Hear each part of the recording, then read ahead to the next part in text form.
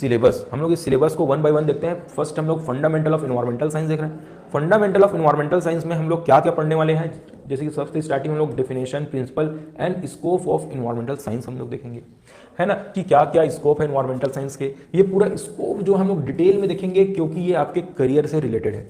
Clear है? तो बहुत इंपॉर्टेंट है, बहुत मजा आने वाला है आप लोग को क्लास में। पूरा स्कोप के बारे में हम लोग जानेंगे। जितने भी एनवायरमेंटल साइंस के स्टूडेंट्स हैं उनको अपने स्कोप के बारे में उतना ब्रॉड एरिया नहीं होता है, क्योंकि जो मैक्सिमम अगर हम लोग एमपी और सीजी जो स्टूडेंट्स हैं उसकी बात करें तो वो बहुत ही ग्रामीण और रूरल एरिया से होते हैं।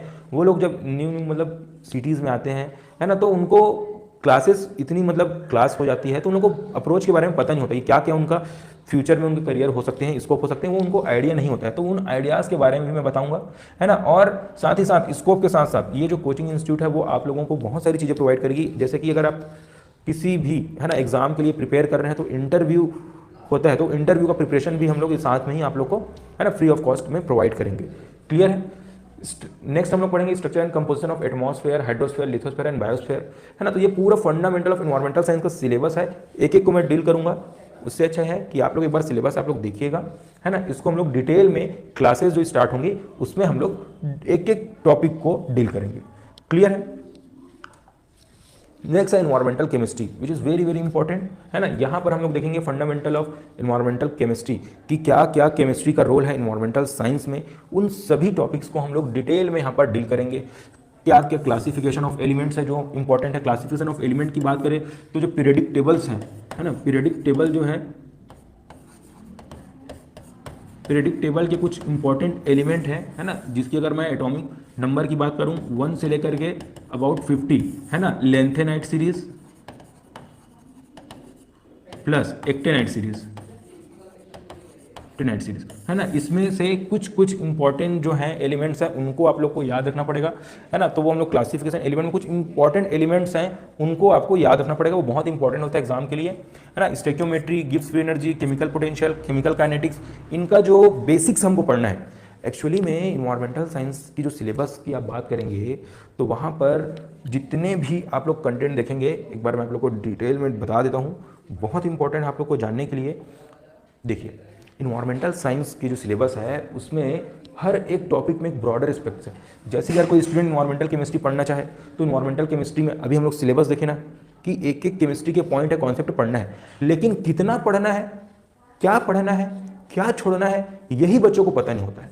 वो केमिस्ट्री जब स्टार्ट करते हैं तो पूरा केमिस्ट्री का बुक उठा लेते हैं और इतना ज़्यादा कन्फ्यूज हो जाते हैं कि वो क्या पढ़े और क्या छोड़े, समझ रहे हो। तो यहाँ पर हम लोग क्या करेंगे, एकदम स्पेसिफिक कंटेंट को हम लोग पढ़ेंगे। मेरा जो लास्ट 7 ईयर का एक्सपीरियंस है यूजीसी नेट एग्जाम का, वो एक्सपीरियंस में क्या क्या इंपॉर्टेंट चीज़ें होती हैं जो हमको ध्यान में रखनी होती है, उन सारी चीज़ों के बारे में मैं डिटेल में आप लोगों को बताऊंगा, बहुत ही अच्छे तरीके से बताऊंगा कि क्या क्या चीज़ों को हमको पढ़ना चाहिए, क्या क्या चीज़ों को छोड़ना है, किस टॉपिक को कितना पढ़ना है, किस टॉपिक को हमको कहाँ तक पढ़ना है, किसमें करंट अफेयर्स से रिलेटेड क्वेश्चंस आएंगे। ये सारी चीज़ों को हम लोग डिस्कस करेंगे जब क्लासेस स्टार्ट होंगी उसमें। चलिए, ठीक है ना। तो इन्वायरमेंटल केमिस्ट्री में आप जब जाते हैं तो देखिए आप लोग केमिस्ट्री के इतने सारे, है ना, जो डिफरेंट डिफरेंट कॉन्सेप्ट है, बच्चे बहुत कंफ्यूजन होते हैं इन टॉपिक्स में। तो उन सभी के लिए इजी मेथड में, बहुत ही ट्रिकी मेथड मैं यहाँ पर लेके आऊँगा आप लोग के लिए, और इजी वे पे इन्वायरमेंटल केमिस्ट्री में क्या पढ़ना है आपको, केमिस्ट्री कौन कौन से पॉइंट्स को पढ़ना है, वो सारी चीज़ों को आपको इजी मैनर में आप लोग को लर्न कराऊंगा। एक बार में आप याद कर लेंगे सारी चीज़ों को और आसानी से समझ जाएंगे। क्लियर है? इसमें अगर और देखेंगे तो रेडियो आइसोटोप, जिसमें रेडियो डिसइंटीग्रेट, है ना, रेडियो एक्टिव आइसोटोप्स के बारे में हम लोग पढ़ते हैं, ठीक है। यहाँ पर हाफ लाइफ से रिलेटेड जो क्वेश्चन हैं न्यूमेरिकल के वो आते हैं, उनको हम लोग डिटेल में डील करेंगे। नेक्स्ट है उसके बाद particle ions radical in the atmosphere, यहाँ पर हम एटमॉस्फेरिक केमिस्ट्री में पूरा इसको अच्छे से डील करेंगे। केमिकल स्पेसिएशन, है ना, कुछ केमिकल जिसमें डिफरेंट डिफरेंट वैरायटीज पाई जाती हैं उनके बारे में यहाँ पर डील करेंगे, है ना। तो इस प्रकार के इसमें जितने भी ओजोन केमिस्ट्री है, इसमें से जो इंपॉर्टेंट टॉपिक की मैं बात करूँ तो यहाँ पर थोड़ा सा डील मैं कर देता हूँ कि क्या क्या आप लोग को इंपॉर्टेंट है। लाइक यहाँ पर आपको सबसे पहले यहाँ पर गिब्स फ्री एनर्जी दिया हुआ है, केमिकल पोटेंशियल, काइनेटिक्स दिया हुआ है। आपको सबसे पहले यहाँ पर चीजें पढ़ना है, आपको थर्मोडायनेमिक्स, थर्मोडायनेमिक्स के जो first, second and third law है ना, और एक जीरोथ लॉ, ये चारों लॉ का डिफिनेशन आपको पढ़ना है। क्लियर है। वैसे स्पेसिफिक कंटेंट किसमें कितना कितना क्या क्या पढ़ना है, ये सारी चीज़ों के बारे में आप लोग को डिटेल में बताऊंगा और बहुत अच्छे से स्पेसिफिक करके। बहुत ही गुड कंटेंट आपको मिलेगा यहाँ की क्लास में, ठीक है। ओजोन केमिस्ट्री बहुत इंपॉर्टेंट है आपको पढ़ने के लिए यहाँ पर, ठीक है। रेडियो आइसोटोप में आप लोग जो हाफ लाइफ पढ़ते हैं, है ना, हाफ लाइफ आप लोगों ने 11th class 12th class graduation में पढ़ा होगा हाफ लाइफ, वो हाफ लाइफ के बारे में हम लोग डिस्कस करेंगे, ठीक। एटमॉस्फेरिक केमिस्ट्री पढ़ेंगे, एटमॉस्फेरिक केमिस्ट्री से रिलेटेड रहेगा ओजोन केमिस्ट्री, और आप लोग जो कंपोजिशन ऑफ एयर है ये सब हम लोग एटमॉस्फेरिक केमिस्ट्री में पढ़ लेंगे, क्लियर है। तो ऐसे डिफरेंट टॉपिक्स हैं, सबको यहाँ पर सिलेबस में डील करना तो मेरे को अच्छा नहीं लग रहा है, वाकिफ नहीं लग रहा है। जब हम लोग पढ़ेंगे तो स्पेसिफिक कंटेंट्स को जिनको जिनको हमको पढ़ना है उनको लेते हुए चलेंगे। फिर हम लोग हाइड्रोलॉजिकल साइकिल पढ़ेंगे, जिसमें हम लोग वाटर केमिस्ट्री की बात करते हैं, वाटर केमिस्ट्री में हम लोग पढ़ते हैं। Now most important concept is DO, BOD and COD. Every year one question asked in UGC NET examination from this section. तो ऐसे सिलेक्टेड टॉपिक्स हम पढ़ने वाले हैं, ठीक है। PH and redox potential, sedimentation, filtration, ये जितने भी प्रोसेस हैं, कोआगुलेशन, फ्लोकुलेशन, यहाँ पर जो यूजीसी नेट की सिलेबस में आप देखेंगे, मैंने यहाँ पर इसको एक कंटेंट फॉर्म में बना दिया ना, 1 2 3 4 5 आप देख रहे होंगे, जितने भी सिलेबस हैं उसको कंटेंट में कौन सा कंटेंट आपको पढ़ना है, कौन सा छोड़ना है, उस बेसिस पर। तो ये जो प्रोसेस होता है ना, ये आप लोग देख रहे होंगे, ये वाटर ट्रीटमेंट का प्रोसेस है, ठीक। वाटर ट्रीटमेंट में हम पढ़ते हैं प्राइमरी प्रोसेस में, सेकेंडरी टर्सरी जो प्रोसेस है उसमें हम लोग पढ़ते हैं। तो ये प्राइमरी प्रोसेस का पार्ट है वाटर ट्रीटमेंट का, समझ रहे हो। लेकिन यूजीसी नेट ने यहाँ पर ये सिलेबस दे दिया है तो बच्चे कंफ्यूज होते हैं, अब यहाँ पर सेडिमेंटेशन को अलग से कैसे पढ़ेंगे, कोई बताइए। वाटर केमिस्ट्री जब पढ़ेंगे तो वाटर का पहले पूरा डिटेल पढ़ेंगे, कैसा होता है हाइड्रोलॉजिकल साइकिल, है ना, वाटर के इंपॉर्टेंट कंपोनेंट्स के बारे में पढ़ेंगे, वाटर के इंपॉर्टेंट पैरामीटर्स के बारे में पढ़ेंगे, है ना, जितने भी इंपॉर्टेंट पैरामीटर हैं उन सभी के बारे में। उसके बाद वाटर पॉल्यूशन के बारे में पढ़ेंगे, फिर वाटर जो पॉल्यूटेड हो चुका है, वो वाटर पॉल्यूटेड जो हुआ है उसको कैसे ट्रीट करेंगे, उनके बारे में स्टडी करेंगे। तो वैसा सीक्वेंस से हमको यहाँ पर पढ़ना है, क्लियर है। चलिए, तो उसी प्रकार सारे सिलेबस को हम लोग डील करते जाएंगे 1 by 1, आप लोग देखेंगे। Now most important part of the environmental science syllabus is ecology. Environmental ecology या बायोलॉजी बोलते हैं इसको, हम लोग इकोलॉजी में पढ़ते हैं। तो इको में बहुत इंपॉर्टेंट है, ये सारे जो कंटेंट है यहाँ पर आपको सिलेबस से एक्स्ट्रा कुछ को मिलेंगे जो सिलेबस में गिवन नहीं है, वो कंटेंट मैं आप लोग के लिए यहाँ पर लेकर के आ गया हूँ। तो फर्स्ट हम लोग पढ़ेंगे normal ecology as a interdisciplinary science. अब इसको पढ़ने का कोई मतलब नहीं है। Origin of life and speciation, थोड़ा सा इसको डील करेंगे, थोड़ा सा इवोल्यूशन के पार्ट में। ह्यूमन इकोलॉजी एंड सेटलमेंट, उतने मतलब पर्पस पे ये नहीं है question. Ecosystem structure, biotic and abiotic component, ये बहुत इंपॉर्टेंट पॉइंट है, क्लियर है। उसके बाद इकोसिस्टम फंक्शन, जब इकोसिस्टम हम पढ़ेंगे तो इकोसिस्टम को हम लोग डिटेल में पढ़ेंगे।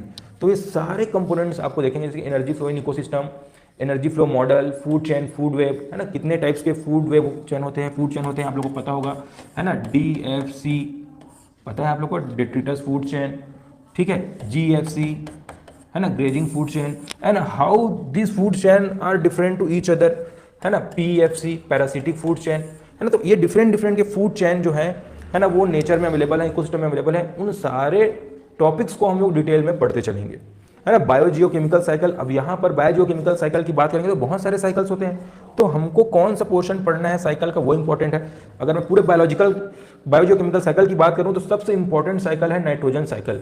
ये नाइट्रोजन साइकिल में कैसे नाइट्रोजन का पूरा जो प्रोसेस हो रहा है, स्टेप 1 से लेकर के लास्ट स्टेप तक हम लोग यहाँ पर डिटेल में पढ़ेंगे, क्लियर। इकोलॉजिकल सक्सेशन, है ना, कितने टाइप्स के होते हैं, प्राइमरी सेकेंडरी सक्सेशन, है ना, कितने टाइप के सक्सेशन होते हैं ये हम लोग पढ़ेंगे, है ना, प्राइमरी सक्सेशन, सेकेंडरी सक्सेशन। उसके बाद फिर हम लोग पढ़ेंगे इसमें कितने स्टेज होते हैं, है ना, व्हाट इज सेरल स्टेज, है ना, व्हाट इज क्लाइमेक्स स्टेज, है ना, क्या होता है पॉली क्लाइमेक्स, क्या होता है पायरो क्लाइमेक्स। तो इन सभी के बारे में हम लोग डिटेल में पढ़ने वाले हैं अपकमिंग क्लासेस में। स्पीसीज डाइवर्सिटी, कितने प्रकार की डाइवर्सिटी होती है ना, कैसी डाइवर्सिटी होती है, उन सभी के बारे में हम लोग डिटेल में पढ़ेंगे, क्लियर। ये जो स्पीसीज डाइवर्सिटी है ना, इसमें कुछ स्पेसिफिक क्वेश्चंस आते हैं, बच्चे उतने पढ़ते नहीं हैं, एक्चुअली बायोलॉजी से रिलेटेड है थोड़ा सा। बायोलॉजी में जो किंगडम हम लोग पढ़ते हैं उससे कुछ क्वेश्चंस होते हैं, है ना, उसके बारे में हम लोग यहाँ पर डिस्कस करेंगे, है ना। Concept of ecotone and edge effect, क्या होता है इकोटोन, है ना। इकोटोन अगर मैं बेसिक थोड़ा सा यहाँ पर डिटेल करूँ तो आप लोग को पता होगा व्हाट इकोटोन और एज इफेक्ट, है ना। यहाँ पर आप लोग वर्ड से ही समझ जाएंगे एज इफेक्ट। एज मीन्स क्या होता है, अगर यहाँ पर मैं बात करूँ एक इकोसिस्टम है यहाँ पर, इकोसिस्टम 1, और ये है इकोसिस्टम 2। इकोसिस्टम 1 एंड इकोसिस्टम 2, यहाँ पर जो ट्रांजिशन जोन जो बन रहा है इकोसिस्टम 1 और इकोसिस्टम 2 के बिटवीन में, यही जोन को हम क्या बोलते हैं, इकोटोन बोलते हैं। ठीक, अब ये कौन कौन से इकोसिस्टम में बन रहे हैं ये इकोटोन, है ना, किस प्रकार का जो इकोटोन है, क्या बिहेवियर है वहां पर का, कैसा वहां पर की डाइवर्सिटी है, क्यों वहां पर एज इफेक्ट हो रहा है, इन सारी चीजों को डिटेल में हम लोग डिस्कस करने वाले हैं आगे क्लास में, है ना। इकोलॉजिकल हैबिट और नीच कॉन्सेप्ट, जिसमें हम लोग डिफरेंट डिफरेंट नीच कॉन्सेप्ट पढ़ने वाले हैं, जैसे कि हाइपर वॉल्यूम नीच, हाइपर वॉल्यूम नीच के बारे में पढ़ेंगे, है ना। एन डायमेंशनल नीच क्या है, फंडामेंटल नीच क्या है, रियलाइज नीच क्या है, ऐसे डिफरेंट डिफरेंट नीच कॉन्सेप्ट के बारे में हम लोग डिस्कस करेंगे। Ecosystem stability and factors affecting stability, ठीक है, डिफरेंट डिफरेंट एनवायरमेंटल फैक्टर्स होते हैं, उनके कौन कौन से फैक्टर की कैसी स्टेबिलिटी होती है, उनके बारे में हम लोग डिटेल में यहाँ पर डिस्कस करने वाले हैं। फिर हम लोग इकोसिस्टम सर्विस के बारे में डिस्कस करेंगे, है ना, कि कैसे जो सर्विसेज हैं, है ना, जो हम लोग को फ्री ऑफ कॉस्ट मिल रहे हैं नेचर के थ्रू, है ना, मतलब ऐसे सर्विसेज जो नेचर के थ्रू हमको फ्री ऑफ कॉस्ट मिल रहे हैं, है ना, उसको हम क्या बोलते हैं, इकोसिस्टम सर्विसेज, है ना। There are different different kinds of resources which is available in nature, but उसके लिए हम लोग कुछ पे कर रहे हैं, वैसे सर्विसेज यहाँ पर नहीं आएंगे। क्लियर है। तो इस प्रकार से हम लोग डिटेल में सिलेबस हम देख रहे हैं, है ना, यूजीसी नेट की। तो ये पूरे जो टॉपिक हैं वो आपके बायोलॉजी के हैं, इन्वायरमेंटल बायोलॉजी के हैं, है ना, जिसको अगर मैं बात करूं टॉपिक वाइज देखें तो इस प्रकार से है। ठीक, तो इस सभी को हम लोग डिटेल में डील करेंगे, है ना। Basics of ecosystem and classification, है ना, इसको देखेंगे। बायोम्स के बारे में हम लोग डिस्कस करेंगे, पॉपुलेशन इकोलॉजी, कम्युनिटी इकोलॉजी, ठीक। देन कुछ स्पेसिफिक टॉपिक्स और हैं यहाँ पर, उन सभी को, जैसे कि यहाँ पर alpha beta gamma diversity, measurement of diversity, biodiversity के बारे में हम डिस्कस करेंगे, है ना। बायोडाइवर्सिटी हॉटस्पॉट का कॉन्सेप्ट हम देखेंगे, ठीक है, कहाँ कहाँ है, कितने बायोडाइवर्सिटी हॉटस्पॉट है इंडिया में, उनके बारे में डिस्कस करेंगे। फिर इसी में इन्वायरमेंटल बायोलॉजी में कुछ एक्स्ट्रा टॉपिक्स मैं आप लोगों को पढ़ाऊंगा, है ना, जो कि रिलेटेड होंगे अदर से, जो सिलेबस में गिवन नहीं है, बट उन कॉन्सेप्ट से क्वेश्चंस पूछे जा रहे हैं नेट के एग्जाम में। जैसे कि टॉक्सिकोलॉजी एंड माइक्रोबायोलॉजी की बात करें, है ना, environmental toxicology, environmental microbiology MSc में आप लोग पढ़ते हैं, तो वहां से कौन कौन सा ऐसा पोर्शन है जहां से क्वेश्चंस आते हैं, है ना, उन क्वेश्चंस को मैंने यहाँ पर हाईलाइट कर दिया है। इन्वायरमेंटल बायोटेक्नोलॉजी आप लोग पढ़ते होंगे एमएससी के सिलेबस में, तो वहां पर से कैसे क्वेश्चंस आ सकते हैं, तो उन टॉपिक्स को मैंने यहाँ पर नोट करके आप लोग के लिए बहुत ही सिंपल वे पे बना दिया है। जैसे आप एमएससी में बच्चे पढ़ते हैं नॉर्मल इन्वायरमेंटल टॉक्सिकोलॉजी और माइक्रोबायोलॉजी, तो वहां से absorption, distribution and excretion of toxic agents, है ना, वो इंपॉर्टेंट है। एक्यूट एंड क्रॉनिक डिसऑर्डर, ठीक है, टॉक्सिसिटी क्या होता है, कैसे होते हैं disorder, concept of bias, threshold, limit value, margin of safety, therapeutic index, bio transformation, है ना, इसको हम, और बहुत सारे कॉन्सेप्ट हैं जैसे कि bio magnification,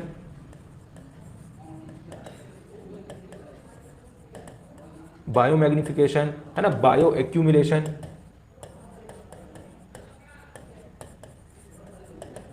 bio argumentation, bio accumulation, bio magnification, bio transformation, ऐसे बहुत सारे कॉन्सेप्ट जो हम पढ़ते हैं, है ना, टॉक्सिकोलॉजी एंड माइक्रोबायोलॉजी में, वो सारे कॉन्सेप्ट्स के जो सिलेक्टेड पॉइंट है वो हम लोग को यहाँ पर पढ़ने होंगे, है ना। Major waterborne diseases and airborne microbes and diseases, उसके बारे में हम लोग डील करेंगे। आप लोग जो पढ़ते हैं एमएससी में, वो यहाँ पर आप लोग को बहुत ही फ्रूटफुल होगा।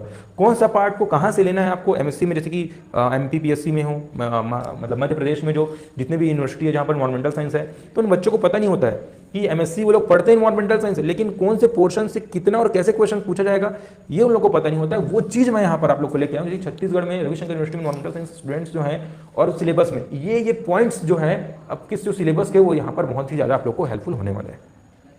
इन्वायरमेंटल बायोटेक्नोलॉजी पढ़ते हैं बच्चे 3rd सेमेस्टर में यहाँ रविशंकर यूनिवर्सिटी के, है ना, तो उन लोग के लिए helpful bioremediation, definition, types, role, plants and microbes for in situ और एक्स सीटू रिमेडिएशन, ठीक है। ये जो टॉपिक है बहुत ही इंपॉर्टेंट है। एमएससी का जो सिलेबस आप लोग का है वो सीधा सीधा आप इन टॉपिक्स को पढ़ लीजिए, आपके नेट के लिए बहुत ही ज़्यादा फ्रूटफुल होगा। क्लियर है ना। जैसे बायो इंडिकेटर्स, बहुत सारे इन्वायरमेंट में ऐसे इंडिकेटर्स अवेलेबल हैं जो बायो इंडिकेटर्स होते हैं, है ना, biofertilizer, biofuels, biosensors, ये सारे टॉपिक जो हैं आप लोग वहां से यहाँ पर पढ़ेंगे, क्योंकि ये क्वेश्चंस जो पूछे जाते हैं नेट के एग्जाम में वो इन टॉपिक से पूछे जाते हैं। अभी यूजीसी नेट में एकदम डिटेल में सिलेबस के बारे में नहीं बताया गया, है ना। तो मैंने जो एमएससी का जो सिलेबस है ना, जो छत्तीसगढ़, मध्य प्रदेश और इंडिया के जितने भी डिफरेंट डिफरेंट यूनिवर्सिटीज़ हैं वहाँ पर का जो सिलेबस है उसमें से ये पॉइंट्स मैंने यहाँ पर लेके आया है जो कि यूजीसी नेट के एग्जाम में पूछा जाता है। ठीक है, तो